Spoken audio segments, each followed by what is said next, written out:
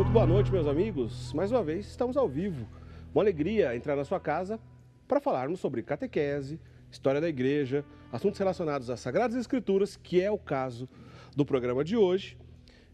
Estamos ao vivo aqui pela Rede Século XXI, como de costume, nas segundas-feiras, toda segunda-feira à noite, para falar então sobre esses assuntos e aprender um pouco mais sobre a nossa fé católica com o nosso querido Padre Guido Motinelli. Boa noite, Padre Guido, mais uma vez, bem-vindo. Boa noite, Eric. Boa noite, prezados amigos telespectadores. Estamos sempre aqui à vossa disposição, sobretudo nesta noite, querendo apresentar um tema, não vou dizer a palavra difícil, mas talvez muito pouco conhecido. É o nosso amigo Eric que vai logo explicar o porquê, né, Eric? Pois é um livro da Bíblia, é muito famoso, mas também, vamos dizer assim, muitas pessoas não conseguem aprofundar nesses temas porque realmente é um tema um pouco difícil e a gente tem um especialista em Bíblia aqui, que é o Padre Guido.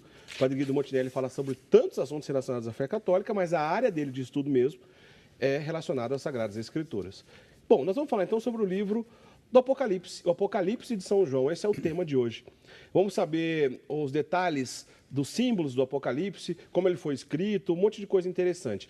E quero já, desde já, lembrar que ainda nesse programa a gente vai falar sobre uma coisa muito famosa do livro de Apocalipse, que é a passagem de 666. O que será que significa esse número da besta, 666? Padre Guido, olha, o tema é interessante, o assunto é longo, então é melhor a gente já começar de uma vez por todas. Eu queria começar perguntando para o senhor, do início dessa história, a palavra Apocalipse. O que significa essa palavra Apocalipse? Apocalipse é uma palavra que significa revelação. Não significa, como tantas pessoas pensam, que é um livro que revela quando e como será o final do mundo. Não. A revelação é um fator fundamental de toda a Bíblia. É bom que os senhores saibam que há dois fenômenos que devem ser sempre bem estudados, porque justificam a presença da Bíblia nas nossas mãos. O fenômeno da revelação e o fenômeno da inspiração. A revelação é quando Deus manifesta o seu pensamento para uma pessoa particular. Quem escreveu a Bíblia, mais ou menos, foram 52 pessoas.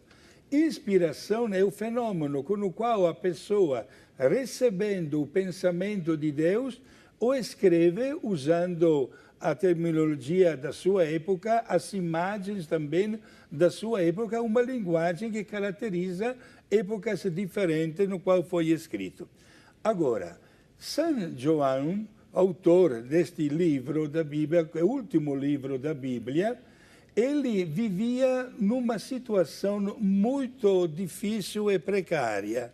Isto é, ao passo que a religião cristã, estamos no final do primeiro século, começava a encontrar, digamos assim, tantas pessoas dispostas a aceitar a fé, a receber o batismo, a ouvir falar de Jesus, a receber os sacramentos, etc. Pelo outro lado, porém, sabemos que estavam soprando os ventos contrários na igreja. Havia muitas perseguições, especialmente da parte dos imperadores romanos, que haviam conquistado todo o Oriente Médio. Até a mesma Palestina estava sob o domínio dos romanos. E, portanto, faziam de tudo para acabar com esta nova religião. E pensavam que, matando os cristãos, estariam sufocando a religião. Mas não sabiam que o sangue dos mártires se tornaria semente de novas vidas. Então, vamos lá. A gente está falando do final do primeiro século. Então, provavelmente, Padre Guido, o livro do Apocalipse, ele foi escrito, então, por volta do ano 100? Sim. Se fala de 96, 99 ou 100, exato. Tá certo. E ele foi escrito na famosa Ilha de Patmos, não é isso? Sim, porque a Ilha de Patmos pertence à atual Turquia. A grande Turquia de hoje era chamada de Ásia Menor. Ásia Menor, tá e certo. foi um país evangelizado por São João, como também por São Paulo. São João, ao término da sua vida, ele terminou sua vida não como mártir, mas como pessoa idosa, parece que chegou quase a 100 anos de vida, né? Nesta ilha de Patmos, ele ficou sempre preocupado diante do futuro da Igreja Católica. Por isso, ele não cansava de escrever. Além de ter escrito o Evangelho, ele escreveu também 3 cartas que estão na Bíblia como divinamente inspiradas, e é também o autor deste último livro, Apocalipse, que significa a revelação. Ele queria, de qualquer maneira, que a chama da fé fosse cada vez mais alimentada pela presença dos fiéis. Nós temos como uma máxima assim, para o pensamento católico, né, Padre Guido, que a revelação divina se encerra com a morte do último apóstolo. São João, ele era jovem na época que ele conviveu com Jesus, né? Ele esteve até aos pés da cruz, junto com Nossa Senhora. Ele era um jovem discípulo. E provavelmente, então, ele tenha sido o último a falecer. A gente está dizendo, então, do final da revelação divina, porque com a morte do último apóstolo, que foi São João mesmo, está certo dizer que foi ele o último? Pode sim. Então, depois da morte de São João, terminou a revelação divina. Sim, e, inclusive, até a estrutura da Bíblia Sagrada termina com este livro do Apocalipse. São João, na hora da morte de Jesus, recebeu uma tarefa. Jesus estava agonizando quando disse para João, essa aí é a tua mãe. Isto é, ele cuidou de Nossa Senhora. E São João escolheu a atual Turquia, ou chamada Ásia Menor. Foi ele que passou por várias cidades e também ele residiu por muitos anos na cidade de Éfeso. Onde até hoje, prezados amigos telespectadores, está a casa onde Nossa Senhora morou. E temos também os restos da Catedral de Éfeso, onde está enterrado São João. Agora, Padre Guido, para a gente então dar andamento e entender o livro de Apocalipse de São João, ele inicia mandando mensagens para 7 comunidades, 7 igrejas fundadas por ele mesmo. São João mesmo que fundou essas igrejas, todos da Ásia Menor. Aliás, o Igor Morvan não perdeu tempo e já fez essa pergunta aqui para a gente. Então, no início de Apocalipse, ele lembra que cita 7 cartas que São João escreve nessas primeiras comunidades. Quais são os símbolos? O que significa essas 7 cartas? Exato. Em primeiro lugar, são 7, ele chama de igrejas, são 7 cidades da atual Turquia, quais Éfeso, Esmirna, Sardes, Filadélfia, Pérgamo, Tiatira e Laodiceia. As cidades por ele evangelizadas, certo? E cada cartinha contém um elogio pelo esforço que as cidades estão fazendo para viver autenticamente a fé cristã. E também contém uma bronca, digamos assim. Ele chama a atenção. Por exemplo, quando ele escreve para Éfeso, ele diz, olha, parabéns pelo progresso que vocês estão fazendo, mas tenho que chamar a atenção porque vocês, olha que frase forte, vocês esqueceram o primeiro amor. A Eucaristia e depois acaba largando até a igreja. São os fenômenos de esquecer exatamente o primeiro amor. Quando ele escreve para a cidade de Esmirna, ele fala, olha, que há ainda o demônio solto na vossa cidade. Na sinagoga, que era como um centro de catequese, há pessoas que falam em nome do demônio, que apresentam doutrinas que não são autênticas. Cuidado com isso. Quando ele escreve para a cidade de Sardes, Sardes era famosa porque havia indústrias para tingir a roupa. Entendeu? Portanto, ele usa esta indústria numa linguagem figurada e diz, cuidado, você não deve sujar a sua roupa. Sujar a roupa no sentido espiritual significa não deve manchar a tua vida com o pecado. Quando ele escreve para a cidade de Filadélfia, ele diz, cuidado porque entre vocês há falsos profetas. E quando ele escreve para esta cidade com esta citação, ele já faz uma referência aos falsos profetas dos quais fala neste livro do Apocalipse.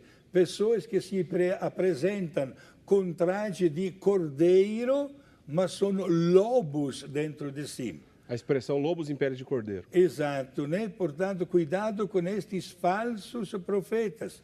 Quando escreve para a cidade de Pérgamo, ele diz, olha, eu fiquei sabendo que na vossa cidade, que está progredindo na vida cristã, porém há pessoas que ainda gostam da doutrina do falso deus Baal.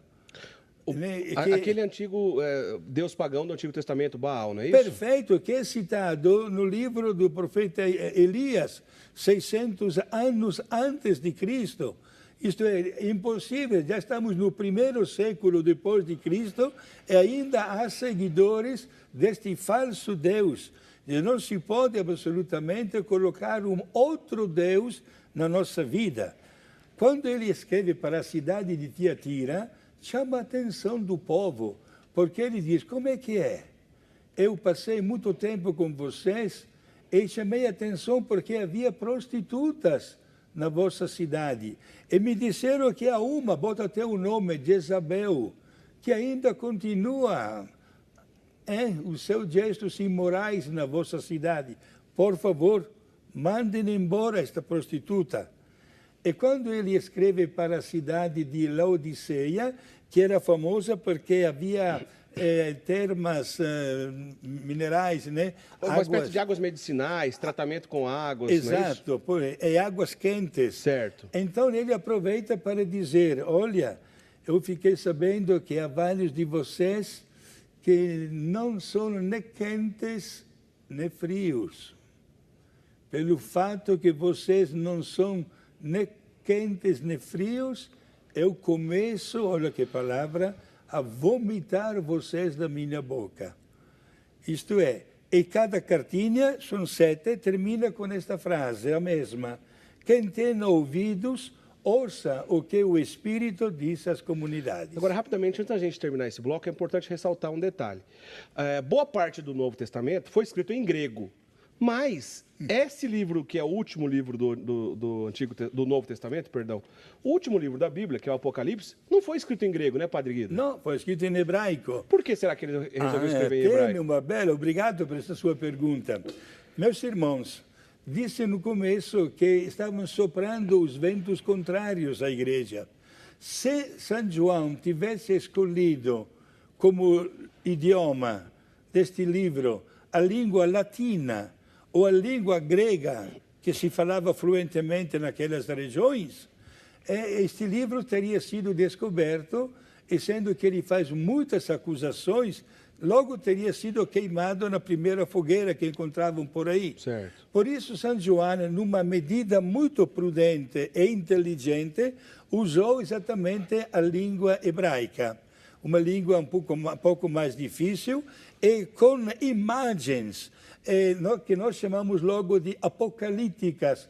Isto é feita de números, de palavras diferentes, de visões, de animais, que aparentemente, numa leitura assim superficial, despertam até um medo. Não escondo que possa produzir uma coisa dessa. Uma espécie de linguagem codificada para que apenas os discípulos e seguidores dos apóstolos e ali o povo que andava com ele sobre a interpretação dele entendesse e que não se perdesse facilmente. Basicamente é isso, né, Padre? E graças a Deus e graças a esta maneira ele conseguiu preservar este livro do Apocalipse, que é sinceramente maravilhoso. Gente, vamos tirar da cabeça, ontem quando eu falei na minha igreja, uma senhora me disse, padre, eu não quero nem abrir a Bíblia neste livro porque me dá medo. Não, senhora, não faça isso. Deus não quer que ninguém fique com medo com a palavra sagrada. Vamos conhecer um pouco mais profundamente para tirar este medo e, ao mesmo tempo, ter a alegria de conhecer o pensamento de Deus. Agora, Padre Guido, a gente falou bastante aqui no primeiro bloco sobre as dificuldades que a igreja primitiva vivia, a situação do apóstolo São João no final da sua vida, ali por volta do ano 100, onde ele teria escrito esse livro. Agora, é importante a gente lembrar, né, Padre Guido, que até o ano 313 a igreja sofreu demais. Só foi então com o imperador que se converteu ao catolicismo que a coisa começou a melhorar, não é isso? Sim. O ano di 313 è una data magna na storia da vida cristã, porque chegou ao trono di Roma come imperador Constantino, que era filho di una mulher cristã. E graças também à influência da mamãe, eis que o imperador Constantino baixou um decreto da liberdade dos cultos religiosos. Foi até a partir daquele momento que os cristãos deixaram para sempre de morar às escondidas ou até nas catacumbas, certo? E começaram a ter uma vida mais livre e a religião encontrou o vento a favor, digamos assim. Bom, 313, então, com Constantino, o cristianismo passa a ser livre, acabou aquela perseguição à matança. Sim. Em 380, com o imperador Teodósio, passa a ser, então, a religião oficial do Império Romano. E aí a coisa melhorou. Mas, até chegar a essa libertação total, muito sofrimento. Parte desse sofrimento e dessas dificuldades, esse mundo de sofrimento que os cristãos sofriam, parte disso a gente vai encontrar em Apocalipse. Exato. O Apocalipse, meus irmãos, representa um conflito. O conflito do bem com o mal. E a vitória final do bem sobre o mal, mesmo com muito sangue derramado. Por 300 anos e mais de 300 anos, a igreja sofreu várias perseguições. Especificamente no livro do Apocalipse, são citados com imagens, com números, como nós vamos ver, alguns dos imperadores que foram tristemente famosos pela sua crueldade. E São João não sabia que viriam depois imperadores ainda piores, quais, por exemplo, Diocleciano. A título de confirma, digamos assim, de autenticação do que estou dizendo, meus irmãos, uma das catacumbas, isto é, estes cemitérios subterrâneos que até hoje se visitam nos arredores de Roma, são 4 andares subterrâneos por um comprimento de 18 quilômetros. Somente Deus sabe o número de milhões de pessoas que foram mortas violentamente por causa da fé pela luz do Evangelho. Pois é. Um momento muito difícil, né? E São João dá uma alerta com a sua mensagem. Ele quer alimentar a chama da fé. Ele sabe que está vivendo um momento bastante delicado e que, inclusive, já estavam nascendo os primeiros falsos profetas que estavam lançando, né, ou vendendo um peixe muito barato, como se diz na gíria. Isto é, as verdadeiras primeiras heresias. E, portanto, ele fica muito preocupado e lança este apelo, o livro do Apocalipse, para que os cristãos permaneçam fiéis à fé professada. Isso é interessante a gente olhar por essa ótica, porque não é só mais perseguição fora da igreja, sendo o Império Romano esse principal perseguidor, mas os problemas internos, porque já que a heresia nasce como distorção de um pensamento católico. Né? São pessoas de dentro da igreja que acabam distorcendo uma verdade de fé e onde a igreja precisa muitas vezes se reunir e depois oficialmente dizer a maneira correta de interpretar determinado assunto. Agora, padre, o senhor falou então que o São João escreveu em hebraico. Sim. E essa linguagem figurada, essa linguagem cheia de metáforas, símbolos, significa também uma espécie de língua codificada para que não se perdesse facilmente e também para que aqueles que seguissem a interpretação do próprio apóstolo entendessem de maneira mais profunda. Perfeito. E nesse aspecto, o senhor separou para a gente 21 símbolos do Apocalipse. Vamos falar sobre alguns deles, então. Sim. Por exemplo, a mulher grávida é o povo de Deus e também a imagem de Nossa Senhora. A mulher grávida, o senhor está se referindo à passagem de Apocalipse 12. Exato. E quando nós notamos que o demônio, que marca a sua presença em forma de dragão ou de besta, o demônio quer acabar com Nossa Senhora ou com a igreja, mas não consegue. E Nossa Senhora está com o bebê no colo, que é Jesus. E este bebê é arrebatado para o céu. Então o demônio se descarrega contra Nossa Senhora, vomitando um rio de água, mas de repente a terra se abre e engole o rio.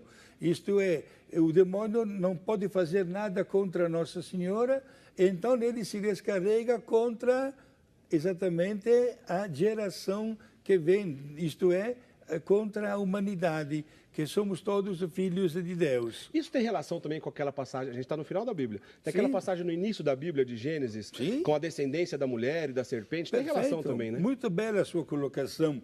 Este paralelismo se sustenta, exatamente, né? Porque Deus disse no livro do Gênesis que colocaria inimizade entre a descendência, né, da mulher. Portanto, é o demônio. E, portanto, todos nós somos descendência de Deus, né? E, portanto, meus amigos, o demônio, que não pode fazer nada contra Deus, se descarrega contra a humanidade. Agora, uma coisa que é muito comum a gente ouvir também, Padre Guido, essa passagem de Apocalipse 12, que lembra aquela mulher revestida de sol, a lua debaixo dos seus pés, na cabeça uma coroa de 12 estrelas, etc., de 12 pontas, né, na verdade. Essa mulher, como o senhor disse até agora, o senhor se referiu a Nossa Senhora, mas também a gente não pode entender como sendo a igreja? Sim, as duas interpretações são positivas e são aceitas pela igreja.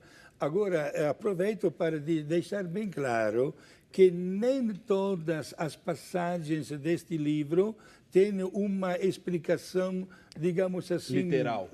Exato. Portanto, a igreja ainda estuda determinadas passagens.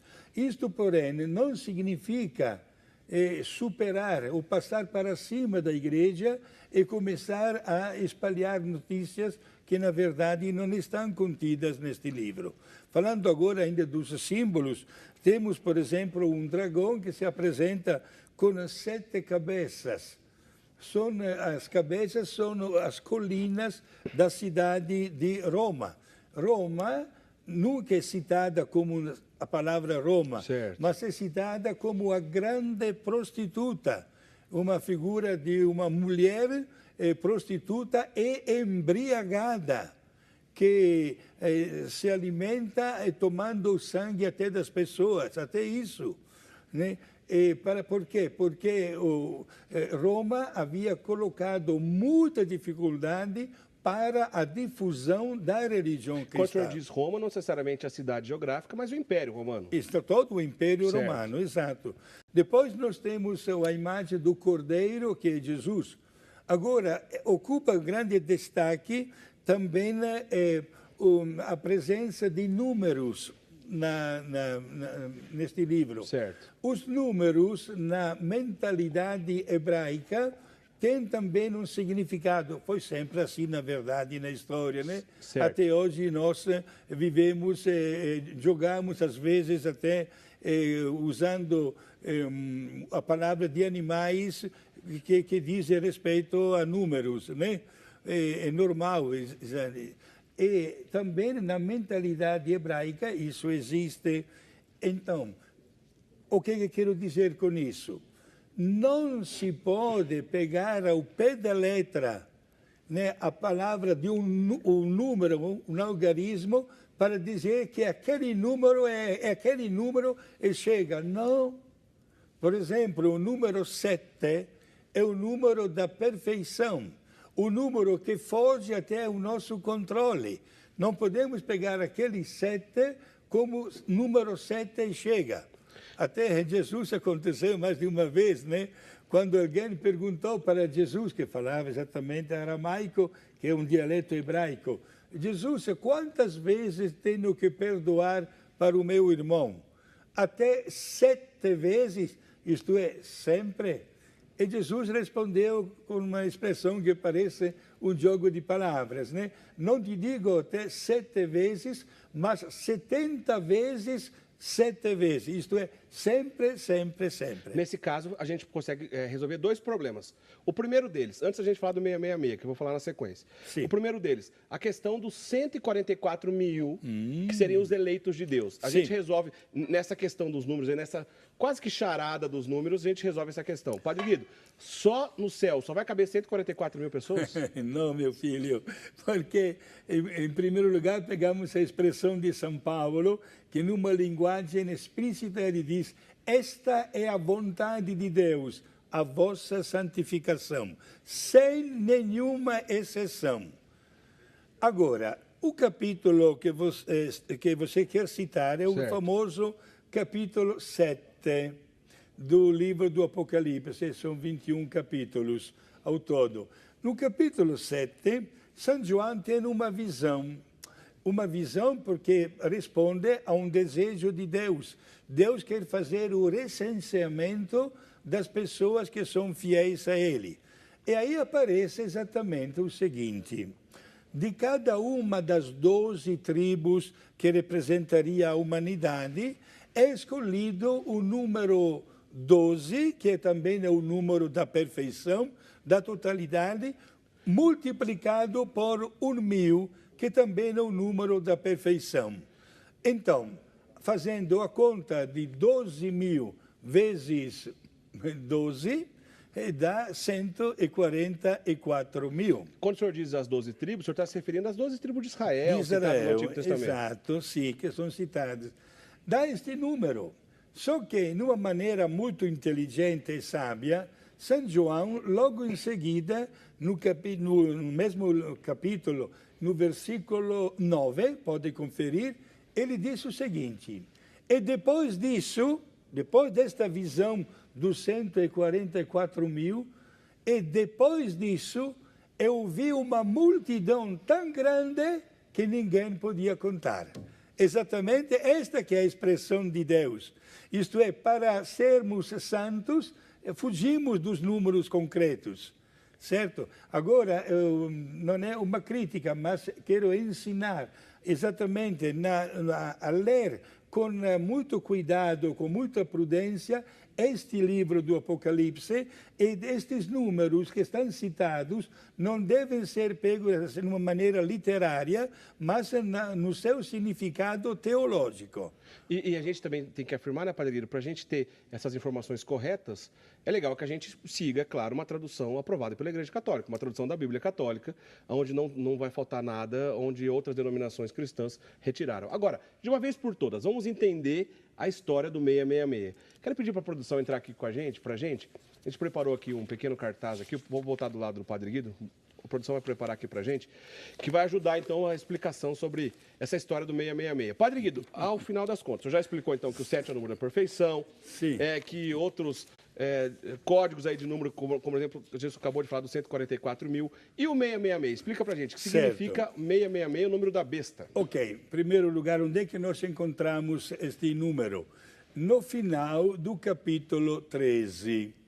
Né, deste livro do Apocalipse, quando o São João quer fazer um nome de destaque pela crueldade com o qual esta pessoa, diz que é o nome de um homem, marcou infelizmente a sua passagem na história da humanidade.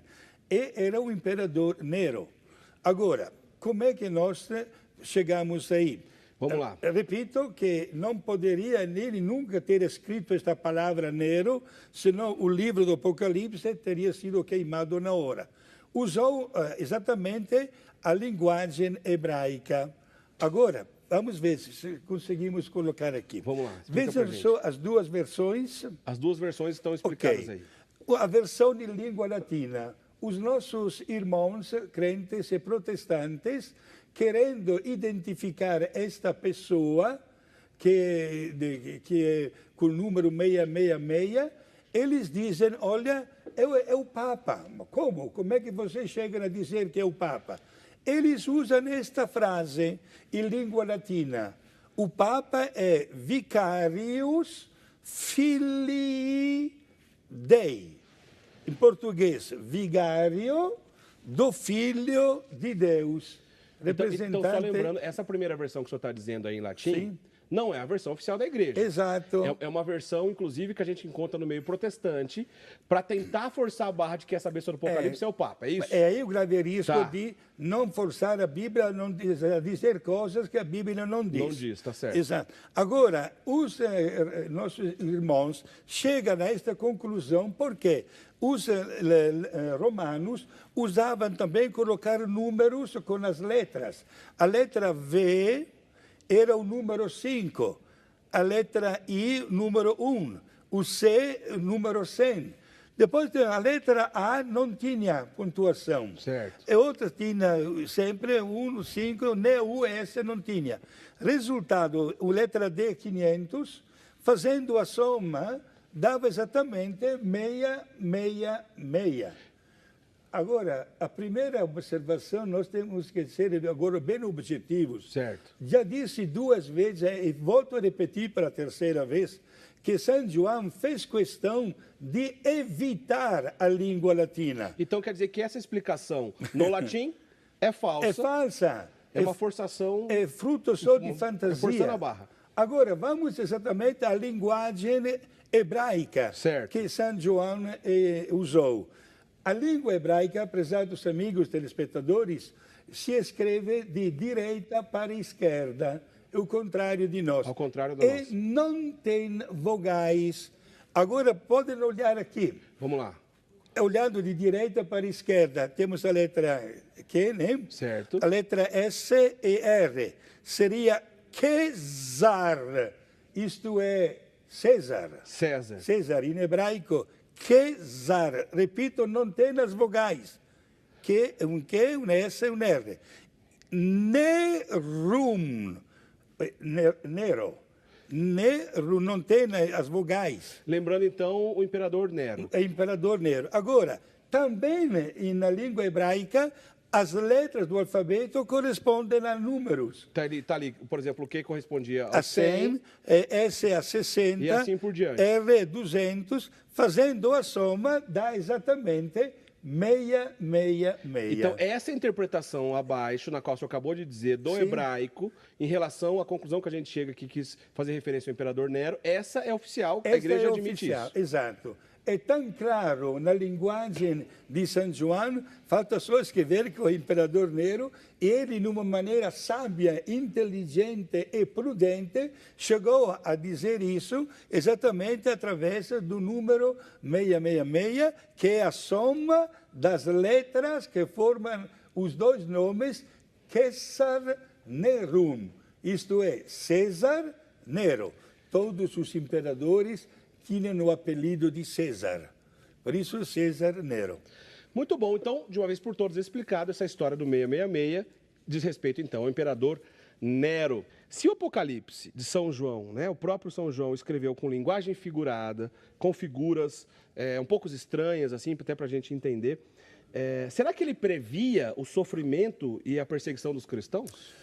Em primeiro lugar, o nome dessa pessoa? A Maria Terezinha. Maria Ela Terezinha. quis dizer que se previa Sim, nesse sim. sentido porque as pessoas não poderiam descobrir, né, se era uma previsão. Em primeiro lugar, senhora, São João estava já vivendo na pele as perseguições. Nós não temos nem a mínima ideia da crueldade das perseguições iniciais contra os cristãos. Na época dele, inclusive no ano 90, quem mandava em Roma era o imperador Domiciano. Entre aspas, até um dragão com 7 cabeças. Uma destas cabeças aparece morta e, de repente, volta a reviver. E o São João quis dizer exatamente que a crueldade do imperador Nero tinha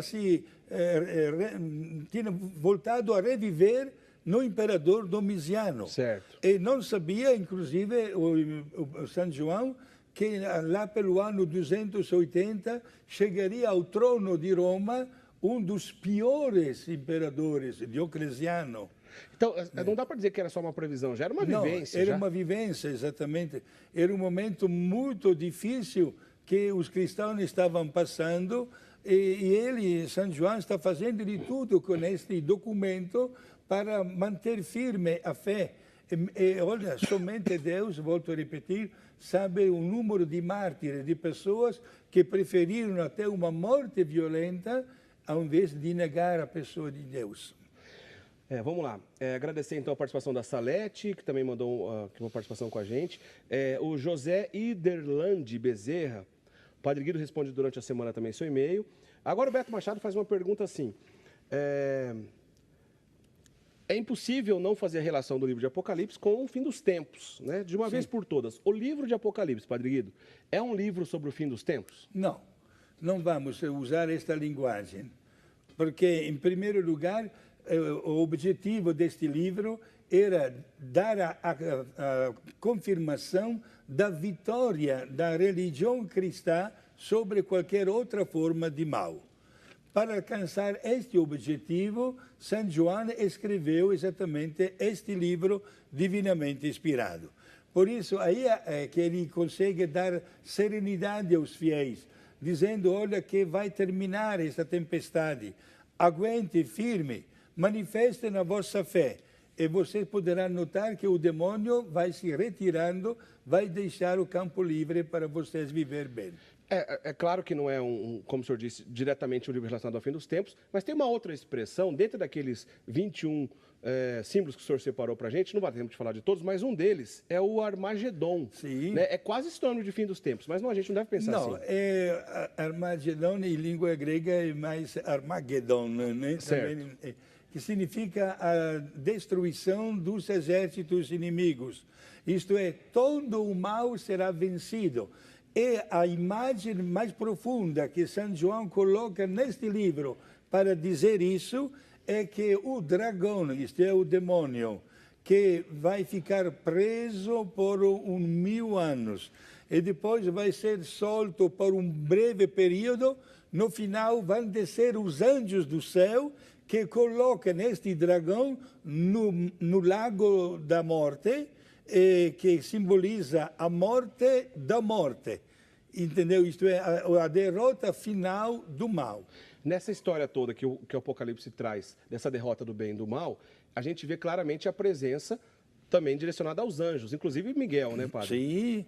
Aliás, Eric, como importante este assunto de hoje, né?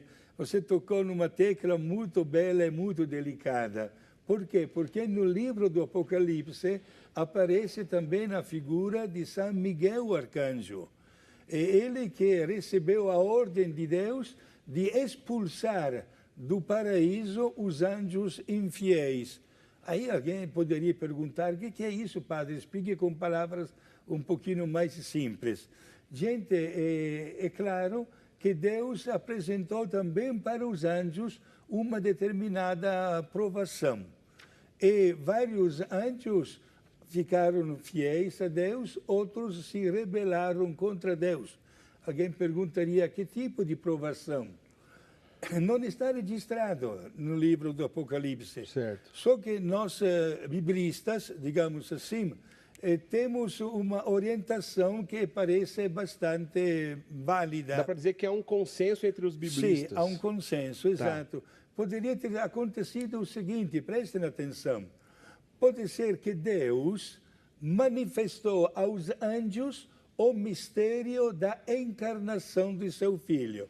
Isto é, disse para os anjos o que é que aconteceria num gesto de grande bondade para com a humanidade.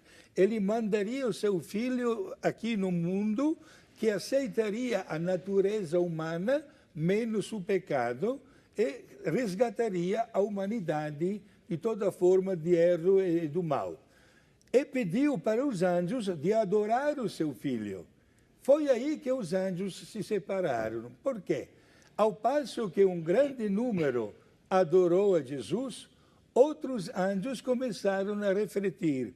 Mas para aí, é verdade que Jesus é Deus, e como Deus, sim, nós vamos adorá-lo. Mas ele vai ser homem também. E como homem é inferior a nós. Por isso não quiseram adorar a Jesus. É aí que Deus castigou os anjos maus e criou o inferno para eles e encarregou Miguel, inclusive a palavra Miguel em hebraico significa quem é como Deus. Foi ele que expulsou os anjos maus do paraíso. Nosso tempo já está caminhando para o fim, mas a gente ainda tem um tempinho. Eu queria que o senhor resumisse e explicasse para a gente sobre os 4 cavaleiros. Inclusive, a pergunta da Maria Afra de Almeida, ela é de Varzedo, na Bahia. Ela gostaria de saber, então, sobre os cavaleiros do Apocalipse. Ainda nas primeiras páginas deste livro maravilhoso, se encontra exatamente esta imagem. São João convida, usamos a palavra um pouquinho moderna, convida os habitantes das 7 cidades por ele evangelizadas a entrar, digamos assim, num instrumento que leva lá em cima, como um grande terraço. E de lá, o que todas as pessoas notam? Deus sentado com um grande livro nas mãos, com 7 cadeados. Entra Jesus com a chave para abrir os 7 cadeados. E quando abre um cadeado, saem 4 cavalheiros que estão montando um cavalo branco, que recebe da parte de Deus a ordem: vai e volta vitorioso. E logo desaparece, vai para a sua missão. Logo em seguida aparece um cavalo cor vermelho. E Deus diz para o cavaleiro: vai lá na terra e tira a paz. Isto é, cria situações de contrastes. O terceiro cavaleiro, com um cavalo cor negro, né? E ele recebe a ordem de controlar a comida e a bebida. Isto é, de castigar a humanidade para que todos passem fome. E o quarto cavalo, cor verde, né? Deus dá para o cavaleiro a ordem de semear na terra a morte. Este é que é o significado. É aí que eles partem para a missão. No final do Apocalipse, quem volta vitorioso é o cavaleiro que traz também roupa branca, montando um cavalo branco e que se identifica na pessoa de Jesus. É ele que volta vitorioso. Nesse sentido, o padre Darcy Rodrigues, ele lembra para a gente e pergunta, o Apocalipse fala da vitória do ressuscitado, então?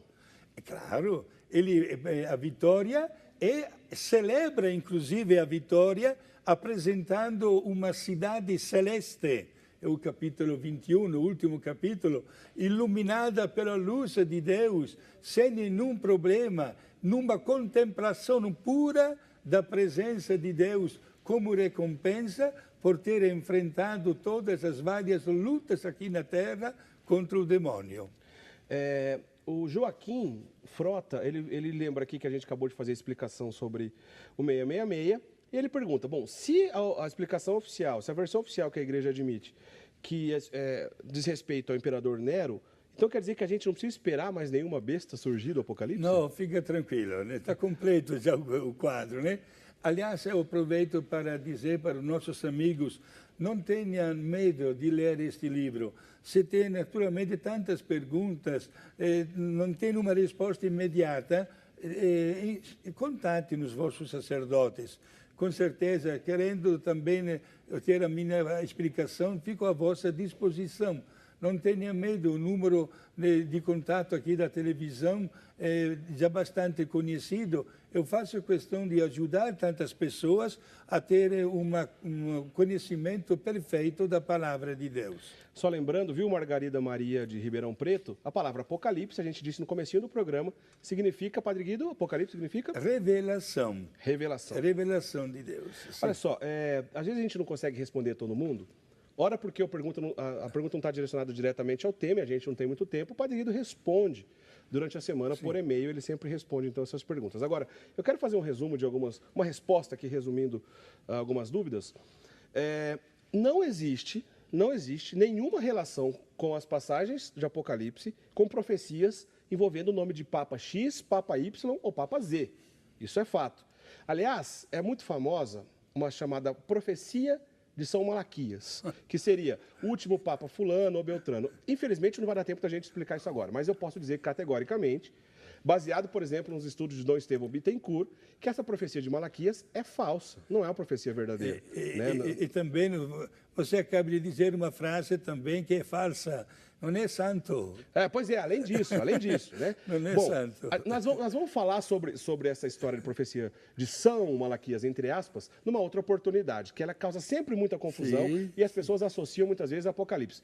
Não tem nada a ver, fica tranquilo, a gente volta sobre isso em outra oportunidade. Mas para encerrar, Padre Guido, de maneira geral, a gente já falou muitas vezes, mas o Edson Moreira da Silva, ele lembra para a gente, se interpretar Apocalipse de maneira errada, pode causar até medo e pavor nas pessoas, como o senhor disse.